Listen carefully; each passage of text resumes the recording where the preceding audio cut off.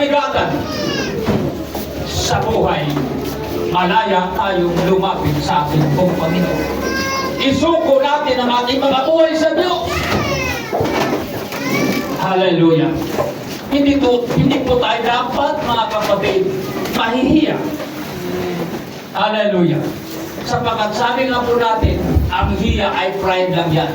Kung gusto mo, mga kapatid, napakailaman ka ng Diyos. Bakit ayaw natin lumapit sa Diyos? Bakit ayaw natin makausapin ng Panginoon? Hallelujah. Ang sabi ng Diyos, trabahuin mo ito. And after ng prayer natin, ang Diyos dapat siya magtrabaho sa atin. Amen? It's because, mga kapatid, mayroon tayong sinabi sa Kanya na dapat ito ay Kanyang gagawin sa buhay natin. Kaya nga, sa mga panahon ng ating pong pagsamba, hallelujah, the time of altar call, yanigin mo ang trono ng Panginoon by the prayer. Hallelujah, hallelujah, hallelujah. Hallelujah. Ang Diyos po ay nasa ating pong kalagitnaan. Siya po ay kasama natin. Diyos na nakakapatid sa ating pong mga buhay.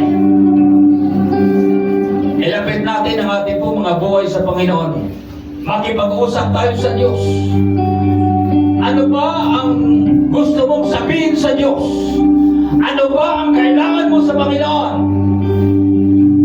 Nariyan siya, mga kapatid, nag-abang sa iyo. The Bible says, "Come to me, O ye that labor, and are heavy laden, and I will give you rest." Lahat ng kabigatan, pagkakanin ng Diyos. Sa mga tumatawag sa Kanya, sabi niya, ako ay sasagot sa iyo. Kaya sabi ng Bible, "Call unto me, and I will answer thee." Ako yung sasagot sa iyo kung tumawag ka sa akin.